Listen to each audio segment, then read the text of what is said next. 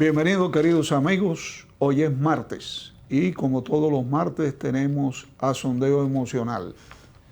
Sondeo Emocional hoy va a tratar temas muy importantes, muy necesarios para las mentes de todos los que vivimos en la República Dominicana, especialmente los que estamos aquí en Santo Domingo, que vemos constantemente en la calle diferentes tipos de situaciones y no las entendemos.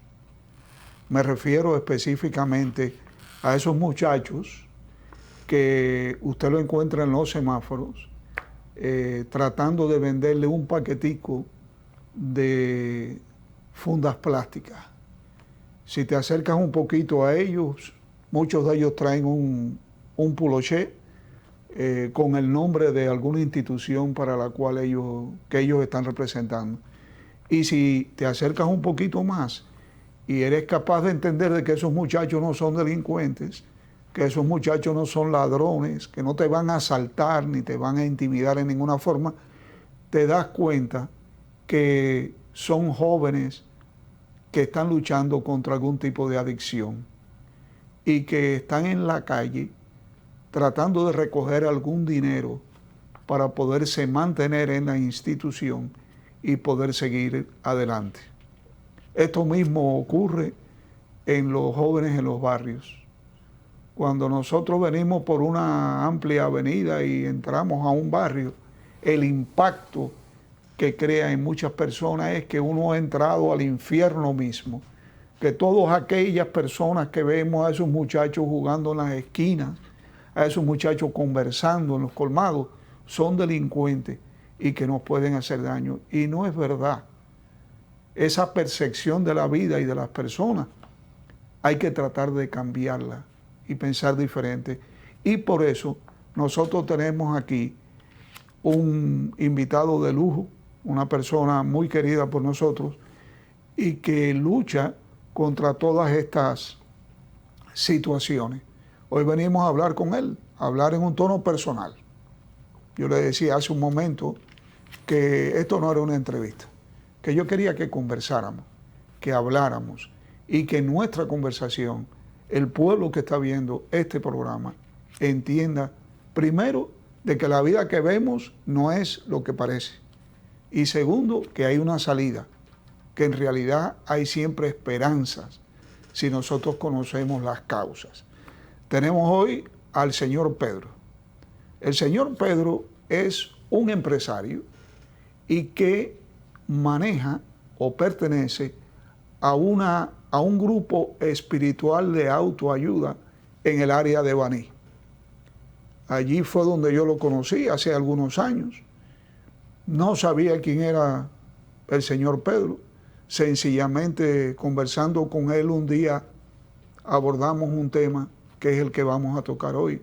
Y desde allí hasta ahora hemos tenido una amistad muy bonita y hay que darle un reconocimiento muy grande a una persona como esta. Pedro no necesita de nada, gracias a Dios. Pedro es un empresario exitoso, ¿verdad?, que dirige su vida haciendo el bien.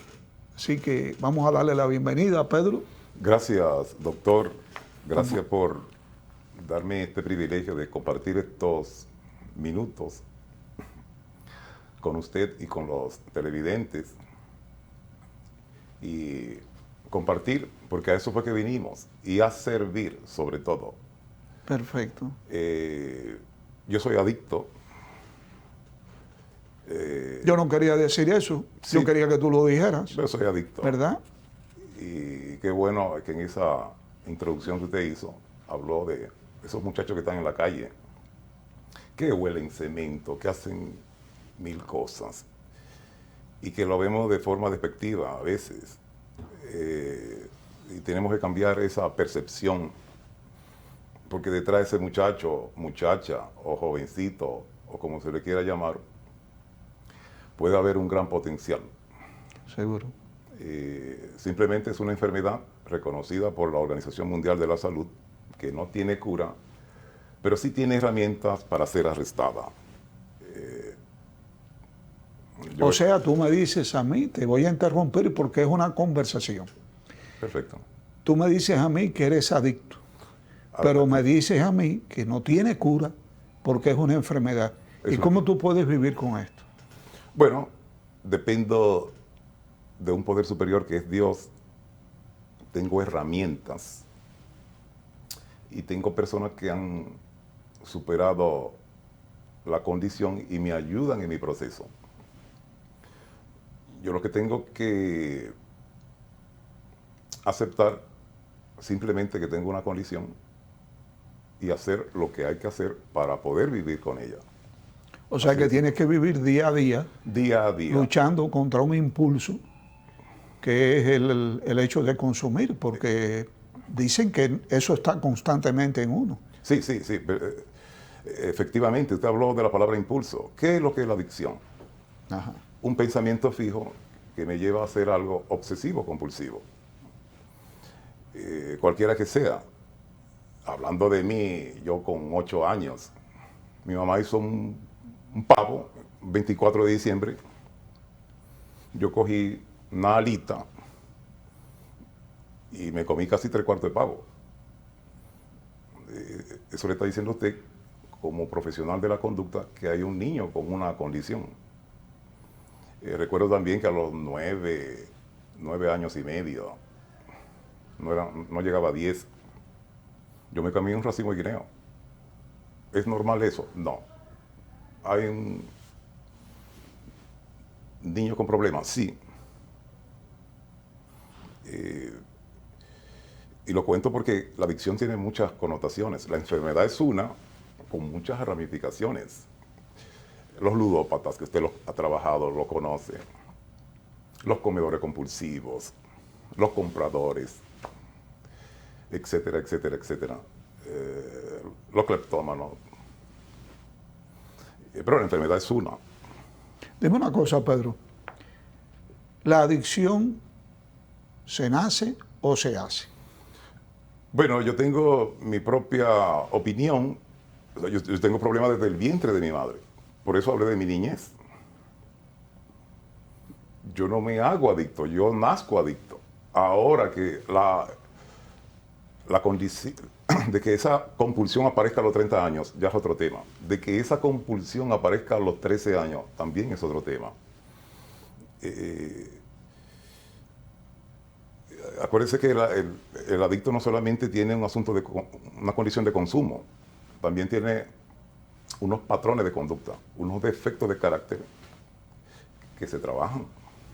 Si yo ya dejo de consumir y no trabajo mis defectos de carácter, existe la posibilidad de volver a consumir.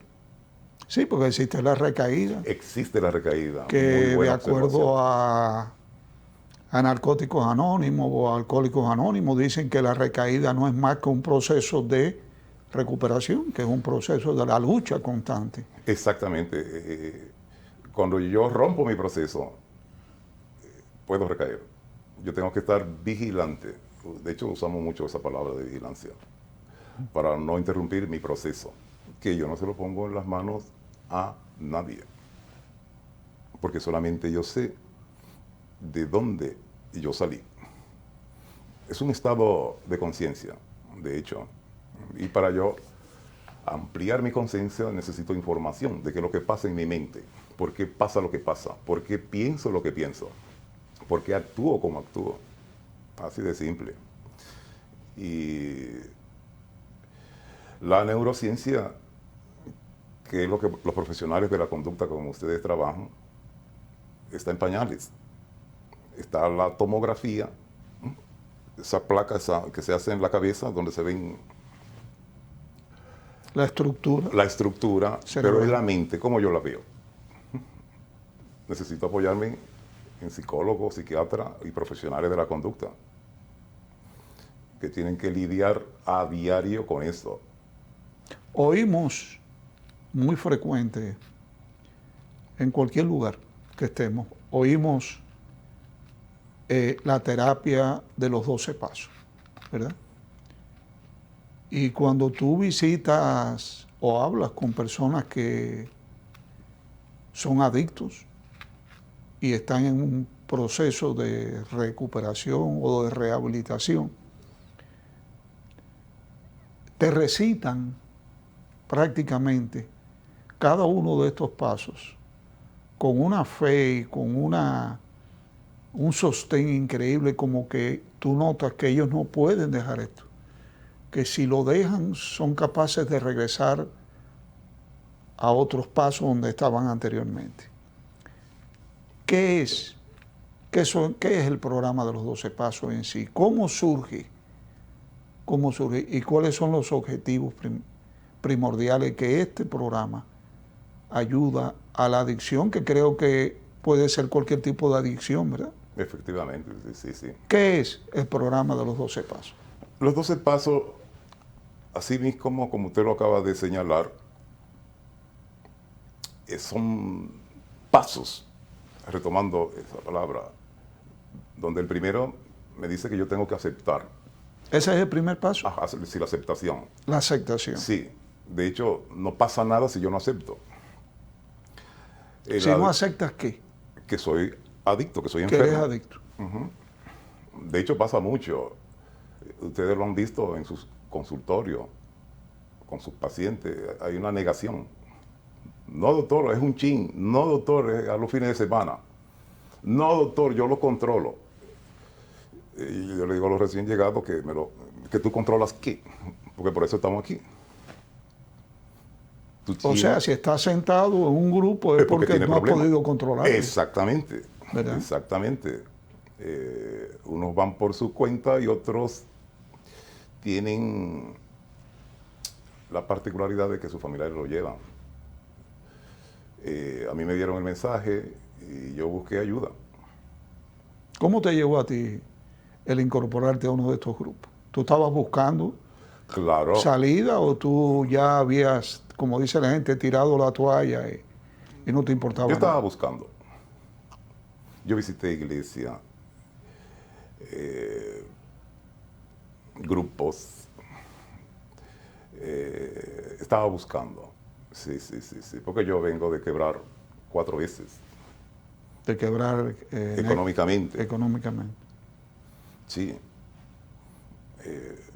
¿Y qué tú pensabas, Pedro? Digo, algo pasa en mí que yo no puedo identificar, que lo quiero trabajar.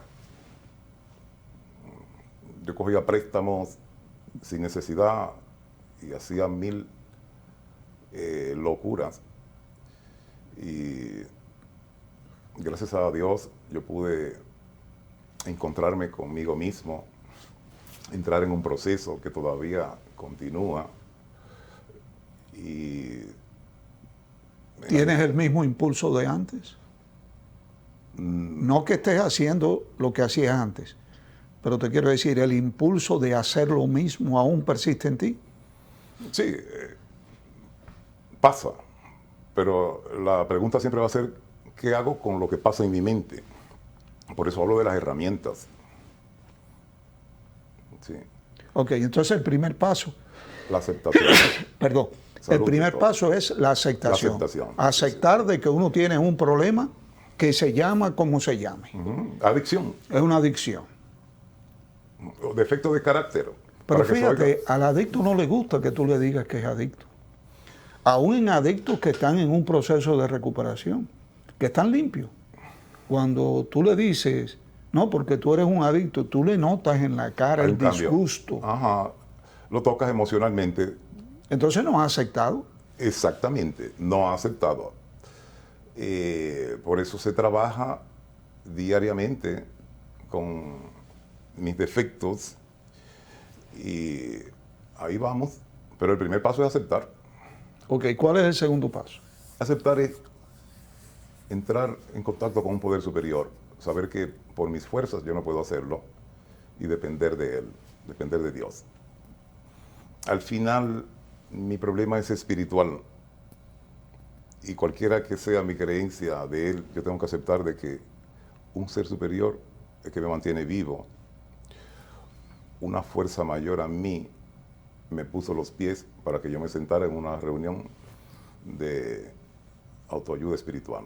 O sea, ustedes creen que el hecho de haber llegado a una reunión de ese tipo ha sido algo que Dios ha permitido. 100%, 100%, doctor, porque sin Él no es posible. Yo soy abierto, yo personalmente, en el grupo que manejamos, si una persona me dice, no, yo soy ateo, venga.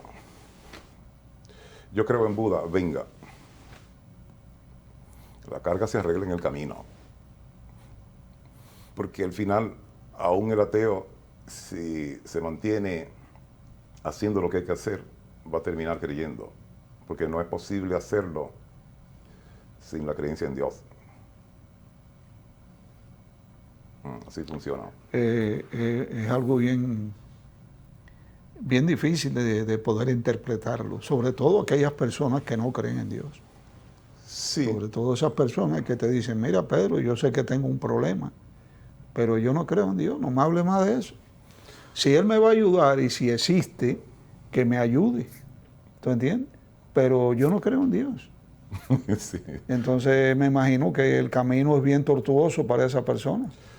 Sí, poco más difícil, pero es posible. Pero lo que sí aseguro que no es posible hacerlo sin la creencia en Él. Ok. Y vamos a hablar del tercer paso. No vamos a hablar de todos los pasos, pero sí vamos a hablar del tercer paso. ¿Qué es el tercer paso? ¿Qué significa el tercer paso? El tercer y cuarto paso viene lo que se llama confrontarme a mí mismo, hacer un inventario, que se hace más en el cuarto paso. Y es un programa simple. ¿Lo puede hacer cualquiera? Para una mente complicada como la mía, sí. ¿Por qué una mente complicada? El adicto tiene una mente distorsionada. Explícanos. Como tú ves las cosas, no es como yo las veo. Ajá. Lo pequeñito, yo lo sobredimensiono. Lo que necesita atención inmediata, yo lo puedo postergar. Eso solamente ocurre en una mente distorsionada. Y la pregunta siempre va a ser, ¿qué voy a hacer con eso? ¿Y cómo yo manejo eso? ¿Y cómo yo me inserto en el mundo normal? ¿Cómo yo aprendo a vivir la vida bajo los términos de la vida? Ejemplo, se me puede ponchar una goma en mi vehículo y yo pensar que fue que se me cayó la transmisión. O sea, que son pensamientos negativos. Así, el adicto parte de la particular... Bueno que tú señalas eso. El adicto es pensamiento negativo. Entonces la idea es cambiar esos pensamientos. Cuando uno tiene un adicto frente a uno, no estoy hablando del caso tuyo, estoy hablando de cualquier persona, y tú sabes que la persona es un adicto, ¿verdad? ¿Cómo lo ven? ¿Cómo se ve un adicto de otro adicto? ¿Cómo se ven entre ellos? ¿Cómo ellos perciben de que las otras personas lo ven a ellos? Porque me imagino que es un marcador terrible el estar señalado todo el tiempo. Ahí va un adicto, ahí va un borracho, ahí va un ludópata, va cualquiera, ¿verdad? ¿Cuál es esa sensación que tiene el adicto ante esa circunstancia? ¿Te refieres entre compañeros o entre...? Entre personas que son compañeros y en personas que no son compañeros. Por ejemplo, entre compañeros, ¿qué piensa el adicto que está en una reunión de Alcohólicos Anónimos, ¿verdad? Del que está al lado y del que está aquí. Independientemente del pensamiento, hay algo que nos une y es la condición. Todos lo somos. Todos lo somos. No valemos nada. Ajá. No, así no. De hecho, el programa es para restaurar mi valía. El programa es para encontrar a Pedro otra vez. Vamos a quedarnos con esa idea, porque tenemos que ir ahora a unos comerciales. Perfecto. Pero vamos a poder darle respuesta a esa pregunta, porque nos la preguntan mucho los familiares de las personas adultas. Perfecto. ¿Okay? Entonces vamos a unos comerciales y regresamos inmediatamente con el señor Pedro, una persona adicta que nos está hablando sobre el difícil caso de poder ayudarse a sí mismo y de ayudar a los demás. Regresamos inmediatamente.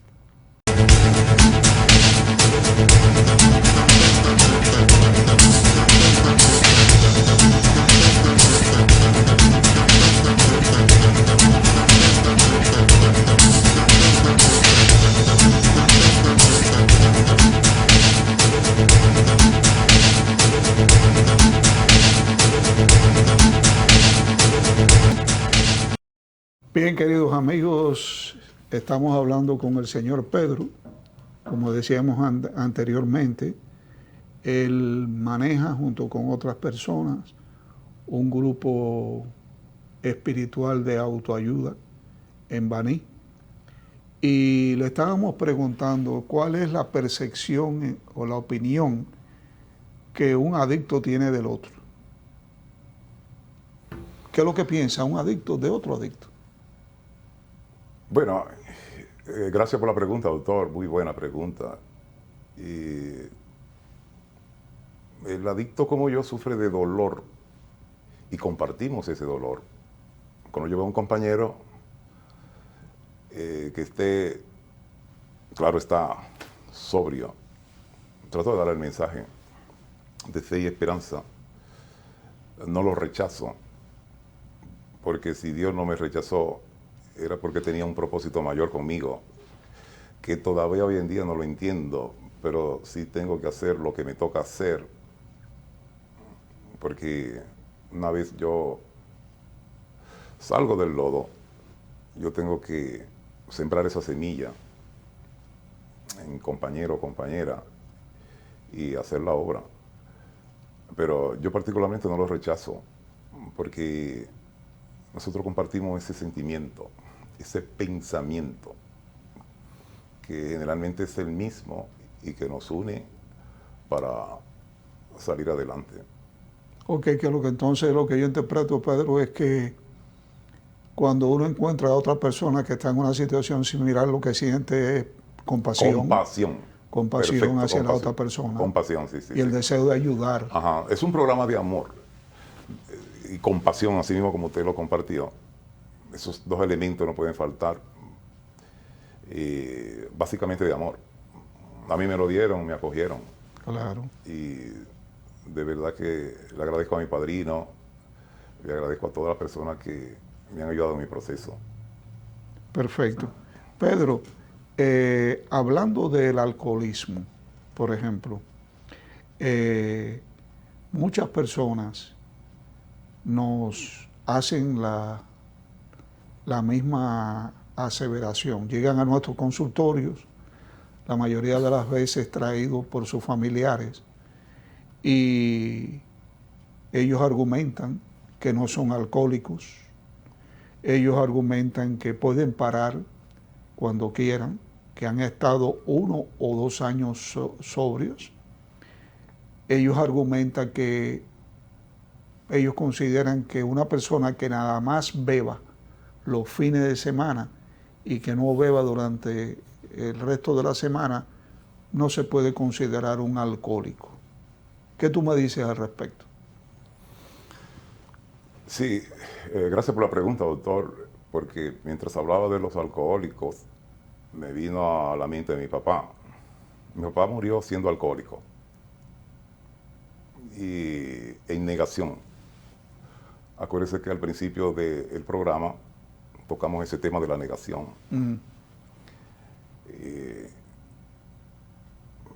Pero el que es alcohólico sencillamente es un adicto como yo, que la enfermedad se le fue por ahí.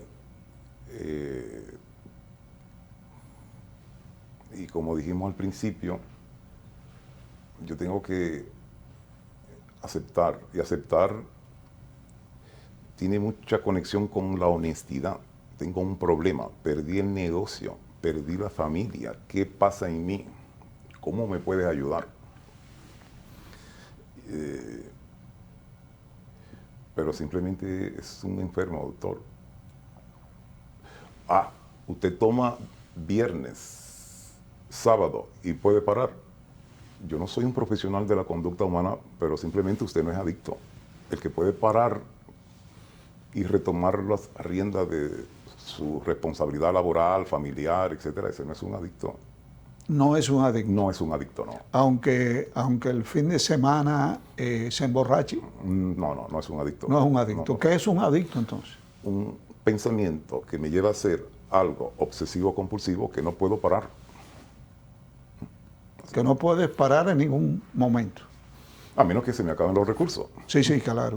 Sí, sí. Claro. Por eso el adicto roba, por eso el adicto miente, por eso el adicto manipula. Sí. Entonces, cuando tenemos una persona que te dice, yo puedo parar un año, yo he estado un año que no he bebido, y un día empecé a beber otra vez. Ajá. ¿Es un adicto o no lo es? Entró una abstinencia, quizá por escasez de recursos o por decisión propia, y volvió a consumir. O sea, para las personas que nos están viendo el programa, vamos a dejar mejor definido esa situación. El adicto es una persona que tiene un pensamiento obsesivo, compulsivo, que lo lleva a consumir, que no puede parar, sin remedio, Ajá. que no puede parar. Ajá. Ahora, una persona que beba los fines de semana, aunque se emborrache, Aunque se borrache. que desde lunes a jueves trabaje, asuma sus responsabilidades correctamente, Ese no es un adicto, ¿no? ese no es un adicto. De ninguna manera es un adicto. De ninguna manera es un adicto. Y entonces, ¿por qué razón nosotros vemos que muchas personas que tienen... Sí, ¿qué me ibas a decir? A menos que la persona no esté mintiendo. Acuérdate que el adicto es mentiroso. No, sí, es mentiroso y manipulador en excelencia. Pero vamos a entender que sea cierto. Aunque yo no lo creo que sea así, porque una familia no lo llevaría a atenderse con nadie de la salud mental si en realidad no hay otros factores que estén incidiendo en una actitud negativa, ¿verdad? Pero entonces, ¿por qué razón? Fíjate bien, una persona que sí sea cierto, que solamente bebe los fines de semana y que puede parar y que no está sufriendo ninguna consecuencia en su diario vivir, los familiares insisten para hospitalizarlo. Y los programas insisten en mantenerlo hospitalizado. Si desde el principio, basados en los términos que tú estás diciendo, desde el principio sabemos que en realidad no es un adicto. Bueno, quizá falla en algún rol que le toque cumplir en la familia. Y ya eso es otro tema. Sí. Las personas de los videojuegos, la adicción a los videojuegos que existe. Sí.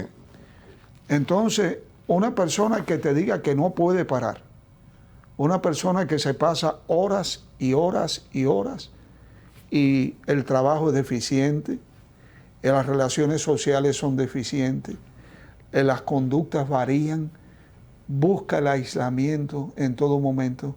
Ese es un parámetro para uno decir, es un adicto. Es un adicto. Sí, así es, efectivamente. Pero aquel que juegue, pero no tenga las deficiencias necesarias para ser catalogada de esta manera, ¿tú puedes asegurar de que no es un adicto? Efectivamente. Ese muchacho, joven, muchacha, que coge un videojuego y lo hace por 1 hora, 2, no, ese no es un adicto. No. Así es. Así es. Bueno, pues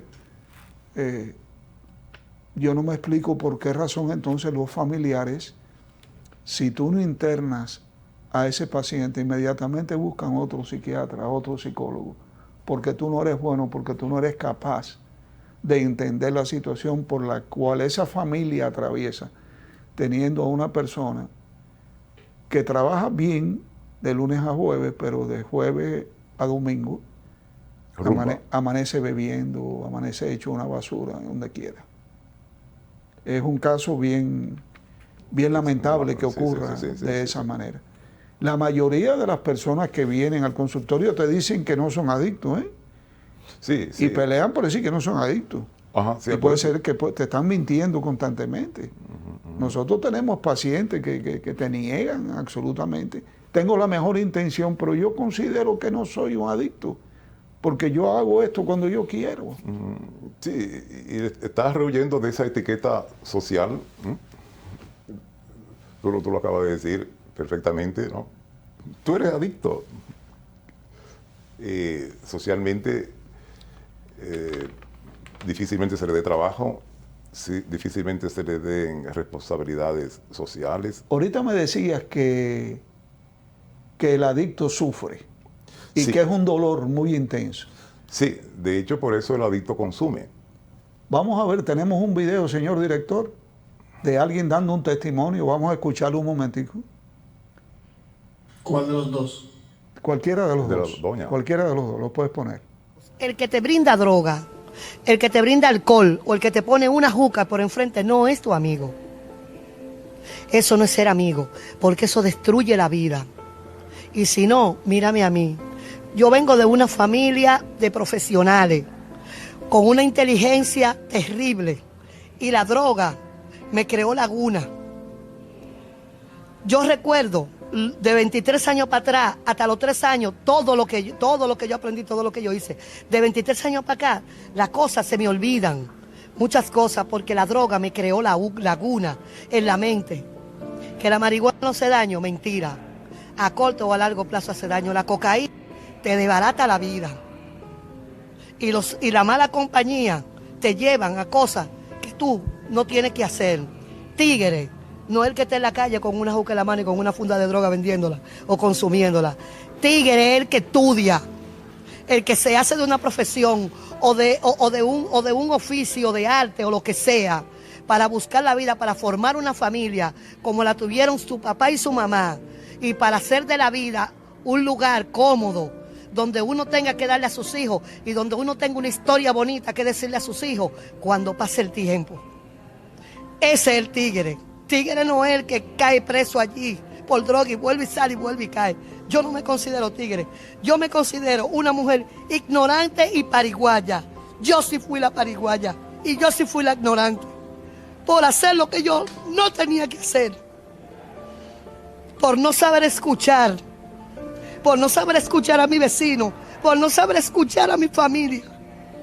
Y por no saber escuchar a las mismas autoridades que cuando yo caía presa me decían que no lo hiciera. Y yo volví a lo mismo. Y yo causé mi propia destrucción. Aquí nadie tuvo la culpa. Aquí la única que tuvo la culpa fui yo, porque yo tuve una niñez muy feliz y yo fui muy bien educada. ¿Qué me puedes decir de esta señora, Pedro? Bueno, mucho dolor, mucho arrepentimiento de lo que pudo ser que no fue. Ella está hablando de adentro. Sí. Está siendo honesta de por qué no se dio lo que el sueño que quizá yo quise en mi vida. Cuando yo hablaba de aceptación, es ese punto que ella estaba... Ella acepta todos los problemas que ella tiene. Sí, entonces de ahí, ¿qué hay que hacer? Porque algo yo tengo que hacer para no volver atrás, para no consumir. Ok, entonces ese es el dolor del que tú hablabas ahorita. El dolor, exactamente. El adicto no consume porque sí, consume para evadir el dolor, para evadir una situación. Ok. En muchos casos vemos muchachos jóvenes que nosotros le hacemos casi siempre esta pregunta y le decimos, ¿tú le darías a un hermano menor tuyo, le darías a fumar marihuana, por ejemplo? Estamos hablando de un adolescente que fuma marihuana y que está frente a nosotros por esa situación.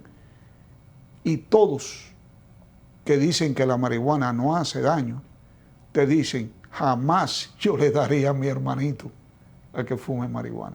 Y esa es la mejor respuesta, porque hay en el mundo una gran tendencia a decir que la marihuana no hace daño, que lo otro tampoco hace daño. Sin embargo, cuando tú le ofreces la oportunidad de preguntarle si a un hermanito se le daría la marihuana, él te dice inmediatamente que no es el caso.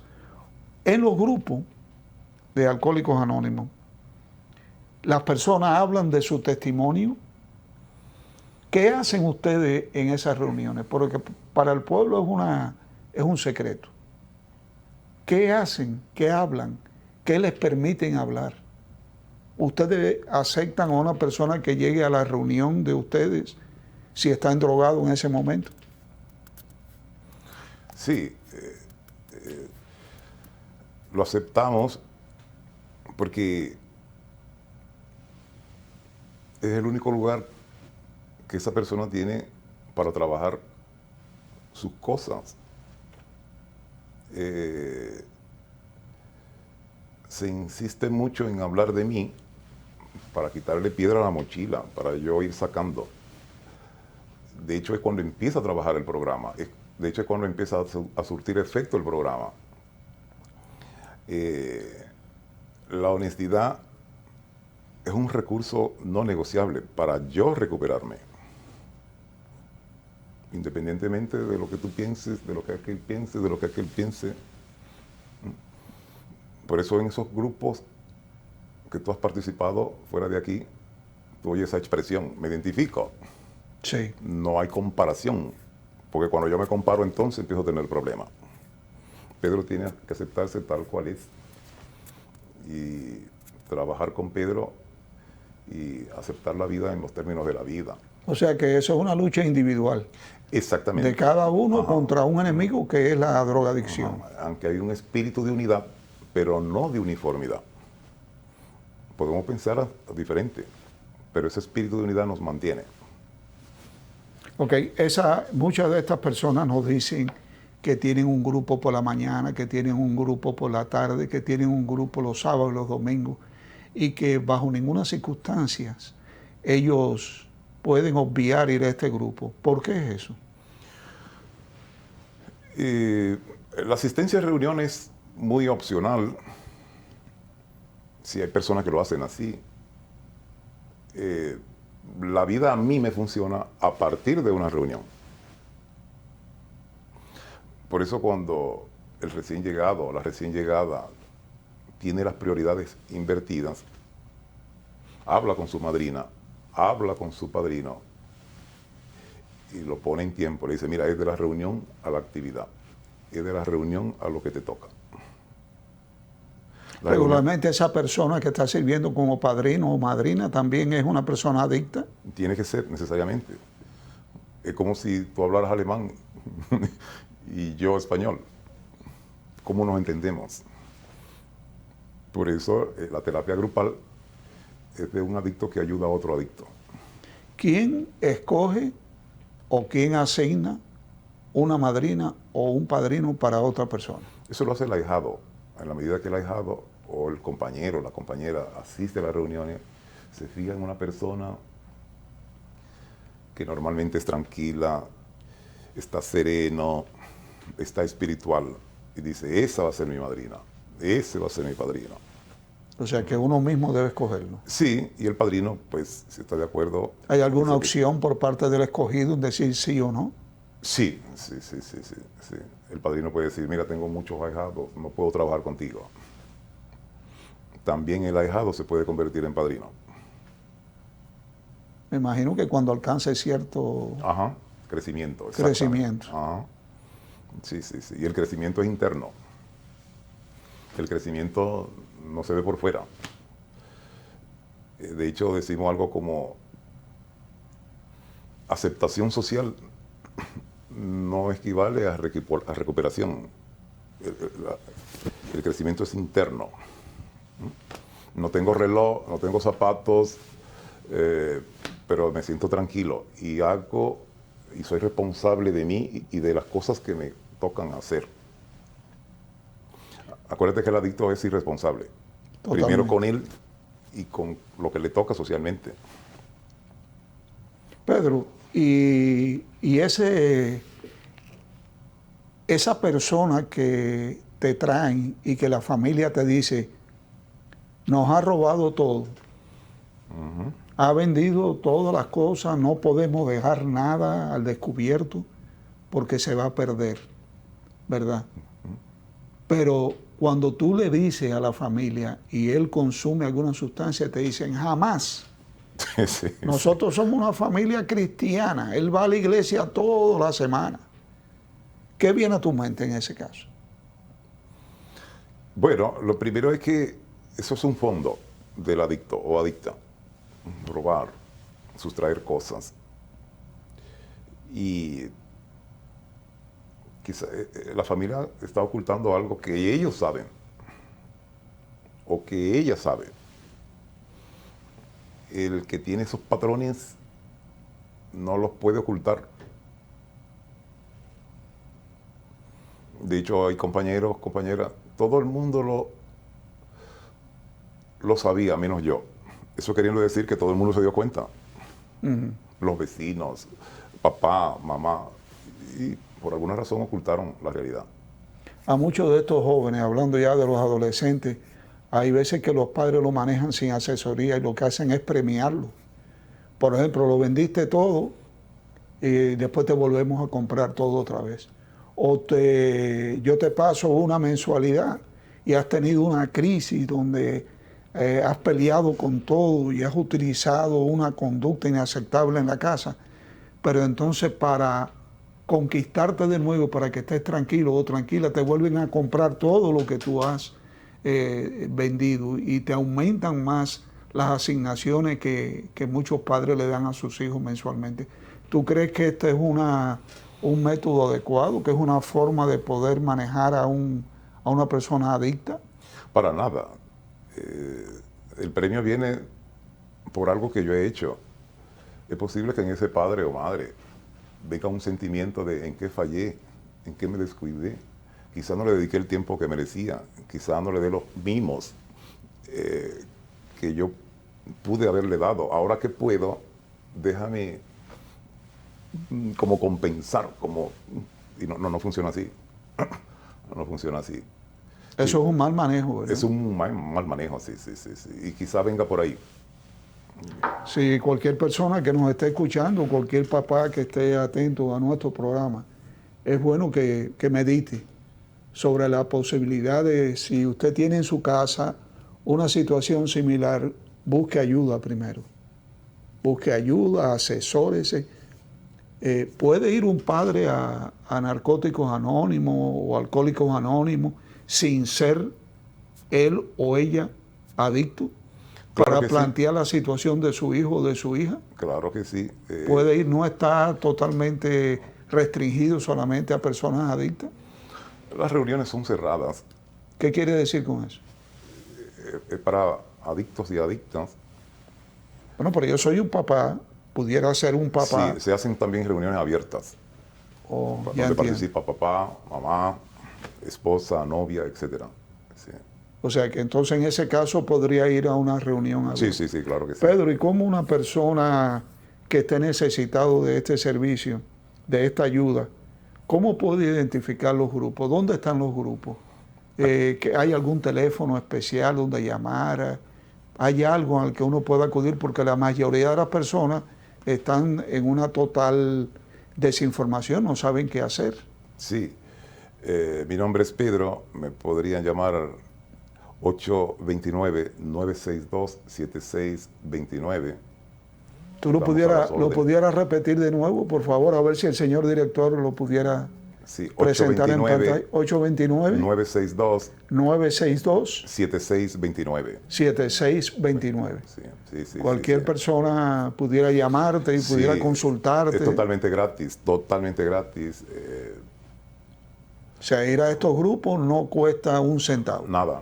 Es sencillamente la voluntad de buscar información. Buscar información, qué buena, esa es la palabra adecuada para saber cómo yo brego con lo que pasa en mí. Perfecto. Hay en cualquier sitio, no en cualquiera, pero hay suficientes grupos de estos que cubren el país. Toda la geografía. Estamos hablando de un programa que funciona en 141 países, en distintos idiomas, en distintas clases sociales, los de abajo, los del medio, los de arriba, todos tenemos situaciones. Y necesitamos ayuda. Ahorita cuando... Yo necesito ayuda todavía. Bueno, yo me imagino que el trabajo que tú haces te ayuda. Sí, efectivamente. Es una gran ayuda para ti. Es como Claro. nosotros, por ejemplo, dar clases en una universidad. A nosotros eso nos ayuda. Porque Perfecto. nos Sí, obliga sí. a estar al día, nos obliga Ajá. a contestar preguntas, a resolver situaciones y demás. Sí, así es. así Vamos es. a unos comerciales de nuevo y regresamos para la última parte de nuestro programa. Adelante, señor director.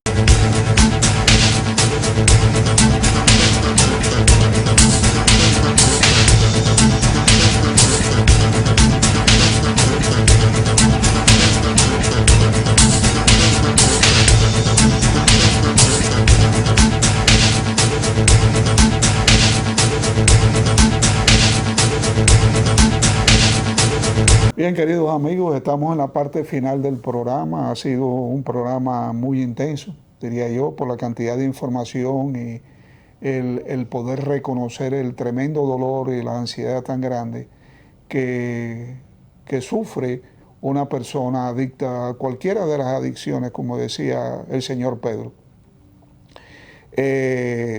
Pedro, volvemos a dar un breve resumen de él y de su trabajo. Es un empresario que maneja, junto con otras personas, un grupo espiritual de autoayuda que está en Baní y que tiene, como dice él, los brazos abiertos para recibir cualquier tipo de persona que esté atravesando una situación de esta naturaleza. A la población de Baní le hacemos un llamamiento en el sentido de que puede comunicarse con el señor Pedro si tiene cualquier situación. El teléfono de él ha estado apareciendo en pantalla, igual que el mío. Me pueden llamar igualmente a mí para averiguar el teléfono del señor Pedro y con muchísimo gusto le daríamos ese contacto para que comenzara a tratar de investigar qué está sucediendo con un hijo o con una hija, o con un hermano, con un papá, con cualquier persona. Pedro, habíamos hablado antes del programa de que tenías la necesidad de hacer ciertas aclaraciones, diría yo, ciertos anuncios. Y queremos darte esta oportunidad de que tú nos hables sobre tu trabajo y sobre los planes que tienes con ellos. Gracias, doctor, por la oportunidad. Y reiterar lo que usted acaba de anunciar, cualquier persona que necesite ayuda, que quiera la ayuda, porque una cosa es lo que yo necesito y una cosa es lo que yo quiero. Eso hay que quererlo, sobre todo. Estamos con las puertas abiertas de darle apoyo hasta donde nos sea posible y dar por gracia lo que por gracia yo he recibido. A mí no me cobraron un chele.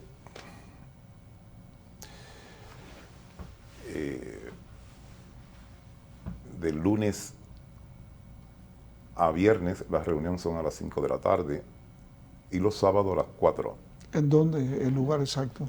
En el kilómetro 3 de la carretera Sánchez, es Plaza de la Construcción, a mano derecha, de este a oeste. Y los domingos a las 9. Estamos ahí, un grupo de servidores, y estamos a la orden. Cuando hablas de la Sánchez, estás hablando aquí de la capital. Carretera Sánchez, esta es la prolongación de la 6 de noviembre. La 6 de noviembre. De la 6 de noviembre, del kilómetro 5 de San Cristóbal, ya se llama así, Carretera Sánchez. Ok. No tienen que llevar nada, no tienen que absolutamente... No se toma apuntes, simplemente se lleva el cuerpo. No se toma apuntes ninguno. No se toma apuntes. Ok. ¿Y qué tiempo de duración tiene más o menos la reunión? 1 hora, 30 minutos. 1 hora, 30 minutos. Sí. O sea, Sí. todos los días hay una reunión. Todos los días hay una reunión. Todos los días hay una reunión. Sí, sí. ¿Y en Baní, cuándo es la reunión? Hoy a las 5. Hoy a las 5 de la tarde. Sí, sí. Sí. Entonces, muchas veces que yo he pasado por ahí y he visto un grupo de personas, y es posible que estén en el grupo. Es posible tener. Yo no lo sabía. Es Yo- anónimo totalmente, buscamos un espacio donde haya intimidad. Por eso, en todo el trayecto del conversatorio que hemos tenido, ustedes solamente oyen el nombre de Pedro, ¿no? Sí, sí. Pedro es cualquier Pedro, ¿no? Y así funciona a nivel mundial. Bueno, hay un grupo que te conoce como Don Pedro, pero Pedro no quiso. Pedro dijo, bájame eso. Dime, señor Pedro, nada más. Sí, es un gesto sí. de humildad. Sí, muy sí, bonito. Sí. Claro. De hecho, es lo que yo necesito para trabajar en mí. El adicto es muy egocéntrico. Quiere ser grande. Okay. Entonces hay que trabajar contra ese impulso. Sí, entonces, perfecto. Muy buena observación. ¿Cómo yo trabajo eso? Sirviendo. Por eso cuando tú asistes a un grupo, tú puedes ver a una muchacha que la llevan en una jipeta linda sirviendo café. Para yo poner en los pies el egocentrismo, que es la parte espiritual de la enfermedad. La enfermedad tiene su propia espiritualidad, que es el egocentrismo. De yo quererme hacer el grande.